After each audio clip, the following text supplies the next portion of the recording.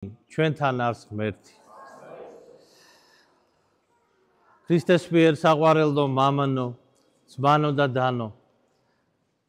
დღეს წმინდა წერილმა ჩვენ მოგვითხოვ ერთ-ერთი სასწაულის შესახებ, რომელიც აღასრულა უფალმა ჩვენმა იესო ქრისტემ. თუმცა სასწაული ერთი არ იყო ამ სახარებისეულ თხრობისას. წმინდა წერილი გვიყვება იმის შესახებ, თუ როგორ შეიკრიბა მრავალი ადამიანი ქრისტესთან გალილეის ტბის ნაპირებზე და მაცხოვარმა განკურნა სნეულნი მათნიო, ასე ამბობს წმინდა წერილი. ახლა სანამდე გადავალ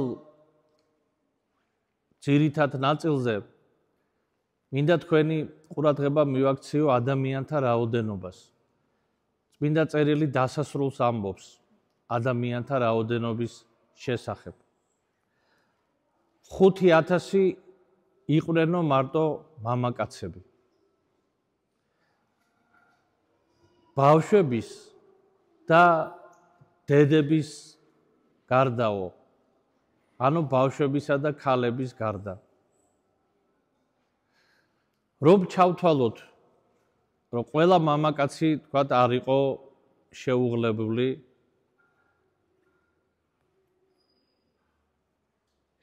და მოვიდა იმ ადგილას, რომ თუნდაც ვიგულისხმოთ, რომ ნახევარი არ იყო შეუღლებული, რჩება შემდგომი ნახევარი, რომელთაც ახდენ მეუღლე და შვილი.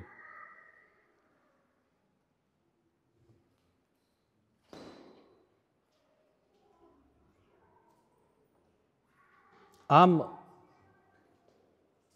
მეუღლე და თითო შვილს თუ ვიგულისხმებთ, უკვე 7,500 გამოდის.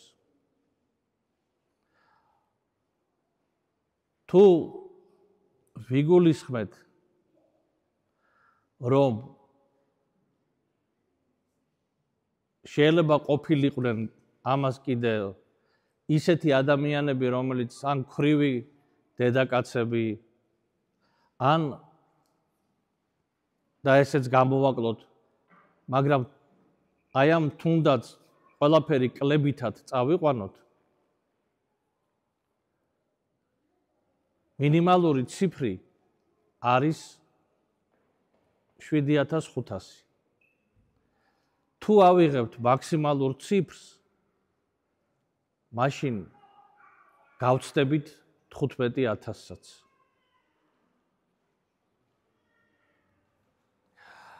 და აი ამდენი ადამიანი იყო შეკრებილი. და განკურნა სნეულნი მათნიო. მათ შორის იყვნენ მრავალი, ვისაც ჰქონდა ესა თუ ის დაავადება,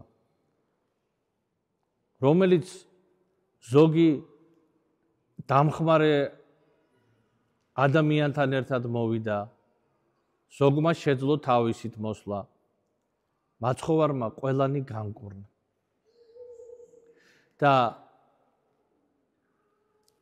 დღე სრულდებოდა უკვე და ეს ადამიანები მოლოდინში ქრისტესთან შეხვედრისა, ალბათ ეს განკურნება კი არ იყო, ასე ვთქვათ, რაღაც ისეთი კოლექტიური, მაცხოვარმა ყველანი ერთად განკურნა, კი არ განკურნა, იმიტომ რომ მთელი დღე დასჭირდა.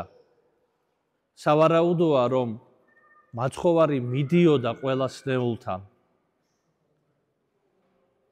ხელს ადებდა ან უბრძანებდა როგორც სახარების სხვა ფრაგმენტებში გვაქვს მოცემული განკურნების მაგალითზე გარღვეულისა, როდესაც უთხრა მიგეტევნენ ცოდვანი შენი, აღიღე ცხედარი შენი და ვიდოდეო. ან როდესაც ეშპაკეულის განკურნებისას მან ბრძანა რომ განვედ ამისგან ეშმაკიო. ან როდესაც განკურნა ორნი ბრმანი თითი შეახო მათ თვალებს. ანუ სხვადასხვა სახით, მაგრამ ეს იყო ყოველთვის ესეთი პირადი ურთიერთობა ადამიანთან. და სავარაუდოა, რომ ამ შემთხვევაშიც მაცხოვარმა ყველა ადამიანთან მისვლით, ყველა სნეულთან პირადი შეხებით, ურთიერთობით განკურნა ეს ადამიანები. და ამბობს წმინდა წერილი, რომ დღეს სრულდებოდაო და ეს ხალხი იყოვო დაღლილი და მშიერიო. ესე იგი, მთელი დღის განმავლობაში მაცხოვარი ამ ადამიანებს კურნავდა. და ეს ადამიანებიც ელოდებოდნენ, როდის მივიდოდა მათთან ქრისტე. და რომ წარმოვიდგინოთ ჩვენ ეს სურათი, გალილეის ზღვის ნაპირი, რამდენიმე 1000 ადამიანი, მინიმუმ 7500, როგორც თქვით და მაქსიმალურს კიდე არ ვიცით ზუსტი ციფრი, როგორც თქვით 15000 ცდება. 5000-ად რომ ვიგულისხმოთ, 5000 მამაკაცი მეუღლით და ერთი შვილით, უკვე 15000-ია. და თუ მეტი იყო შვილები,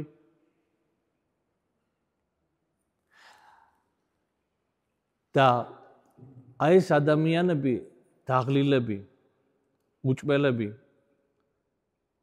არიან და მოციქულები ეუბნებიან მაცხოვარს, რომ გაუშვიო ეს ხალხიო, რამე თუ უკვე დღე ილევაო და რაღაცა რომ მოასწრონ იქნებ რაღაცის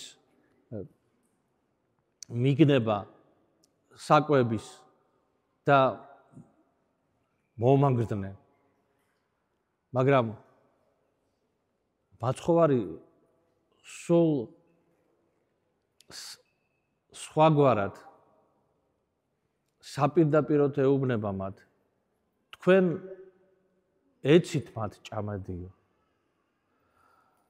მოციქულები გაკვირდნენ ამ სიტყვით, როგორ უნდა დავაპუროთ ჩვენ ამდენი 1000 ადამიანი, როდესაც მხოლოდ გაგვაჩნია 5 პური და 2 თევზი. თითქოს ეს 5 პური და 2 თევზი 12 ადამიანისათვისაც ცოტაა. მაგრამ მაცხოვარი ეუბნება მათ, მოიტანეთ აქ, აკურთხა ეგ საკვები, რომელიც იყო,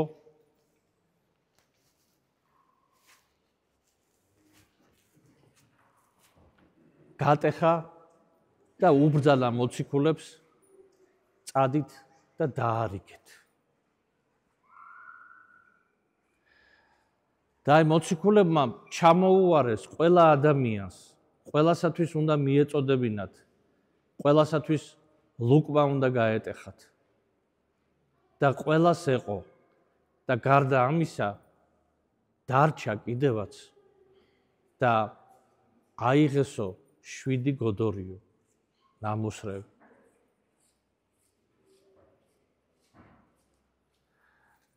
და ამის შემდგომ როგორც კი ეს ხალხი დაპურდა, მაცხოვარი უბრძანებს მოციქულებს, რომ შევიდნენ ნავში და იქაურობას გაშორდნენ. ეს ძალიან მნიშვნელოვანი ფრაგმენტი არის ამ სახარებისეული ნაწყვეტისა. მაცხოვარმა დააპორა რამოდენიმე 1000 ადამიანი. დააპორა, როგორც ხედავთ, ღვთისადმი ლოცვით და იმით, რაც გააჩნდა. მას არ უთქვამს მოციქულებისათვის წადით, აბა შეიძლება იშოვოთ იქ საკლავი თუ სხვა რამე, რაც გაქვთ, რაც გაგაჩნიათ, ის გაუყავით ადამიანებს. და მოციქულებმა ასე გააკეთეს. მოციქულებმა ქრისტესთან ერთად იშრომეს. გასწიეს ეს ძალისხმევა. მაცხოვარმა ამით ისიც აჩვენა, რომ მოციქულები არიან ქრისტეს თანამშრომლები და განმამრავლებელნი იმ მადლისა და სასწაულებისა, რომელიც ქრისტესაგან მოდის. მაგრამ ამავ დროს, როდესაც უბრძანა ნავში ჩასხდომა და განშორება იმ არემარიდან, მაცხოვარმა მოციქულებს არ მისცა საშუალება თავის განდიდებისა. საკუთარ თავსაც არ მისცა. მაგრამ მას თუ არ ჭირდებოდა, მოციქულები შეიძლება ყოფილიყვნენ დაზიანებული, ადამიანთა გადამეტებული მადლიერებით, ადამიანთა, ასე ვთქვათ, ემოციებით ჩვენ სასწაული ვიხილეთ და ახლა ვხედავთ, რომ ჭეშმარიტად არის მესია, არის ძე დავითისი, ისე როგორც იერუსალიმში შესულ მაცხოვარს ეგებებოდნენ, მაგრამ ხედავდნენ მასში მხოლოდ მიწიერ მეუფეს. და არ ხედავდნენ მასში იმას, ვინც სიყვარულის და გამო კაცთა მოდგმისა განკაცდა და შემდგომ ჯვარზეც ავიდა.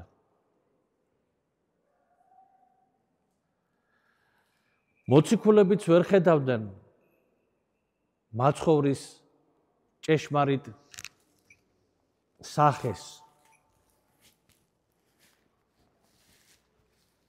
კი აღიარებდნენ, რომ ის არის ძე ღვთისა, მაგრამ გააზრებული არ ქონდათ მისი მეუფება როგორია, რაზეა დაფუძნებული და ისიც კი, რასაც მაცხოვარი ეუბნება მათ, ამ ყველაფერს მერე იაზრებენ ესენი მოციქულები ქრისტეს ჯვარცმის, აღდგომის, ამაღლებისა და სული წმინდის გარდამოსვლის შემდგომ. მერე იწერება წმინდა წერილი, მერე ყოველივე რასაც მოგვითხრობენ წმინდა წერილში მოციქულები, ეს ყველაფერი უკვე მათ მიერ არის გააზრებული და მათ გულის ფიცარზე წერია. მაგრამ მანამდე ისინი ვერ ხვდებიან, თუ რაში არის ქრისტეს მიბაძვა, რაშია ქრისტეს მსგავსება. ამაზე თავად მაცხოვარი ეუბნება მათ, იყავით მშვიდ და მდაბალ ვითარცა მე.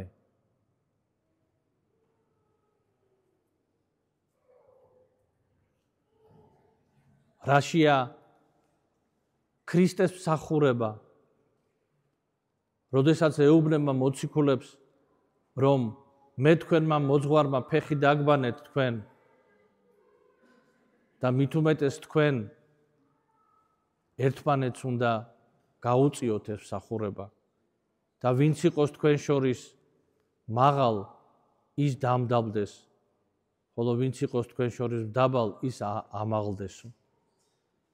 აი ეს ყოველივე არ არის ჯერ კიდე მოციქულების მიერ გააზრებული და მაცხოვარი მათ სულს იცავს ამ განშორებით.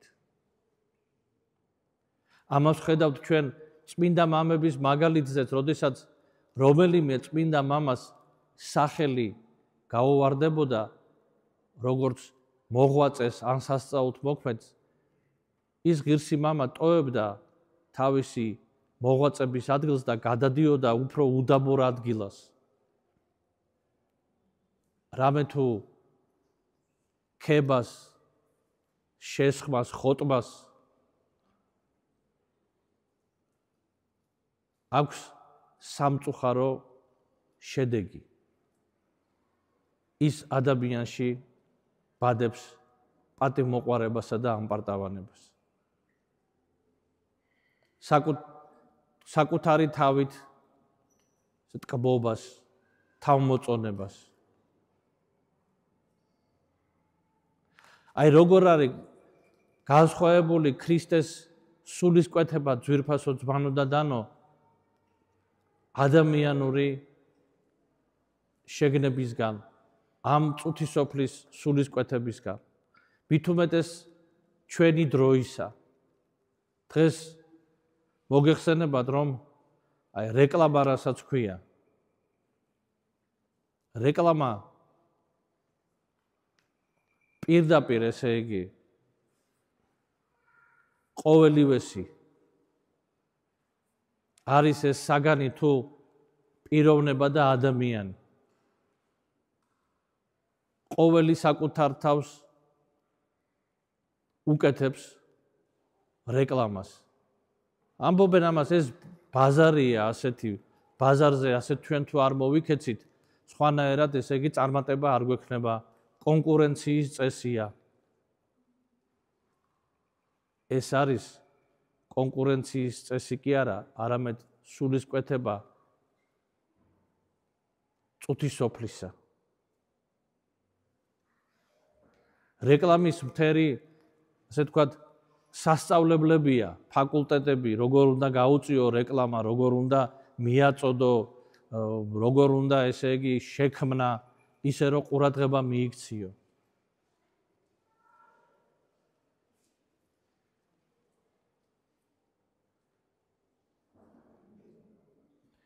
თითქოს ადამიანს ჩვენ გვანძლევენ არჩევანის შესაძლებლობას ამ რეკლამას რომ მოგვაწოდებენ, მაგრამ სინამდვილეში არჩევანი არის სხვა რამ. მე მივდივარ, მე უკეთებ თვითონ შეფასებას, მე გამომაქვს დასკვნა და მე მევაკეთებ არჩევანს. რეკლამა კი გამზადებულ, ასე ვთქვათ, შაბლონურ კლიშეებს და ფრაზებს მოგვაწოდებს ჩვენ. წინასწარ ქმნის ჩვენს განწყობას. 10 ჯერ რომ ნახავ რეკლამას იმაში, ვთქვათ, სადმე, არა აქვს მნიშვნელობა. 10 ჯერ რომ ნახავ ამ რეკლამას, მაინც აზრად, ასე ვთქვათ, გაგიჩნდება, მოდი მოვსინჯავ.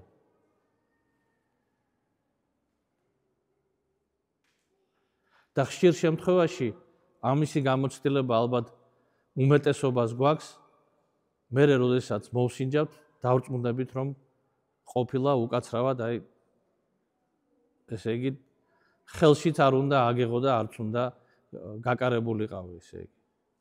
იმდენად უვარგისი. და აი ეს სულისკვეთება, ეს განსხვავება თანამედროვე სულისკვეთებისა და სახარების სწავლების შორის აი ეს უნდა ჩვენ გავიაზროთ ძვირფასო ძმანო და დანო.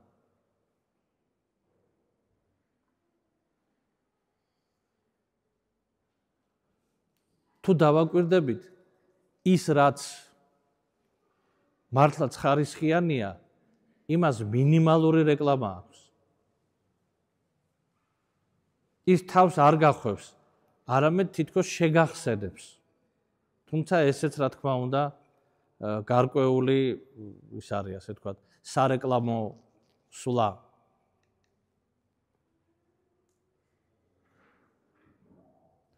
პიროვნებებით დღეს იმითი კი არ ირჩევა, როგორ შეფასებას უკეთებს სხვა ადამიანი, არამედ საკუთარ თავზე რამდენად კარგად ვილაპარაკე.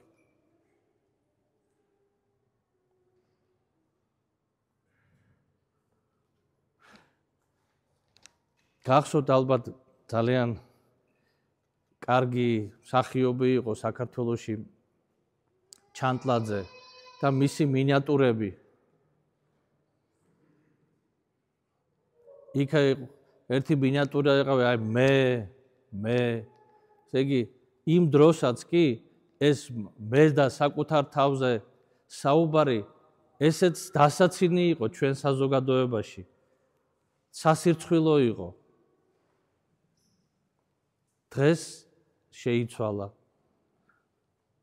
დღეს როიტყვიან საკუთარ თავზე რაც უფრო უკეთესად ელაპარაკებ, მით უფრო მეტი ადამიანი მოგისმენს.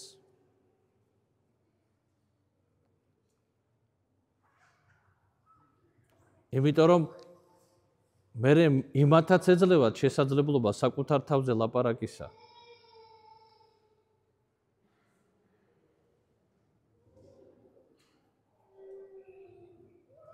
მაგრამ თუ დავაკვირდებით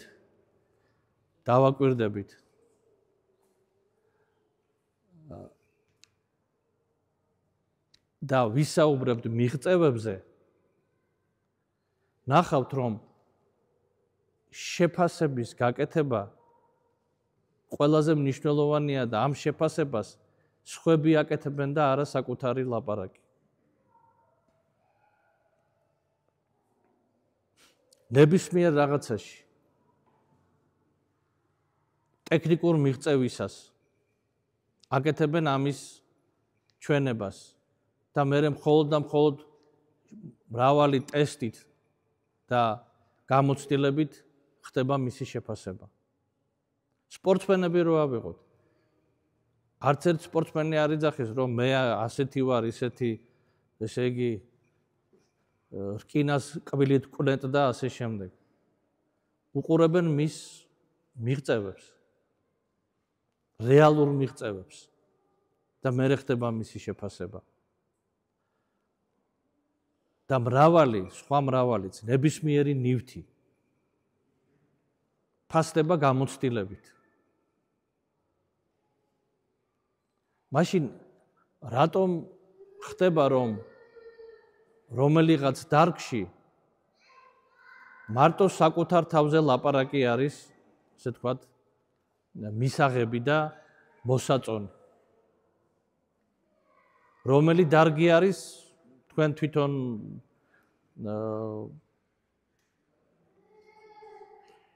დაფიქრდებით და პასუხს გასცემთ ამ შეკითხვას, რომელი დარგებია ერთია თუ რამოდენიმეა.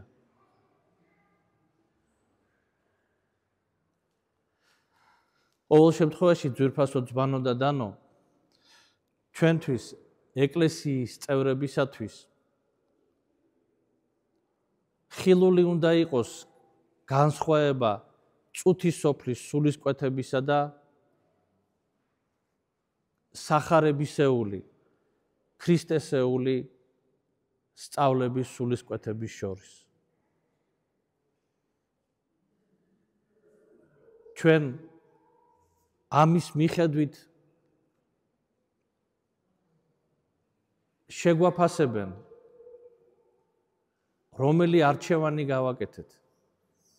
სახარებისეულის სულისკვეთება ავირჩიეთ და შევიმეცნეთ და შევიწყნარეთ და მივიღეთ თუ ამ წუთის სოფლის.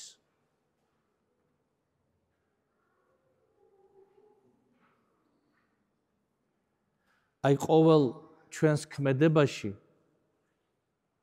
ჩვენს განზრახვაშიც აი ეს კონტროლის მექანიზმი უნდა იყოს ძვირფასო ძმანო და დანო, საკუთარი თავისთვის, არა სხვისთვის, არამედ პირველ რიგში ჩემთვის.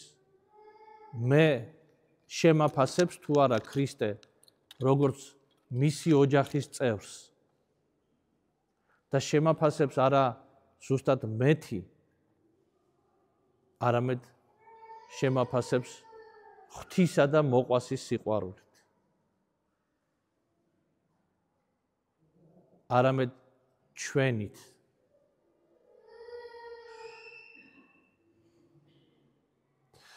ღმერთმა დაგლოცო ძვირფასო ძმანო და დანო და ღმერთმა ყველას გაგვიხსნას გული ქრისტეს სიტყვის მისაღებად. ამინ. ჩვენთან არის ღმერთი.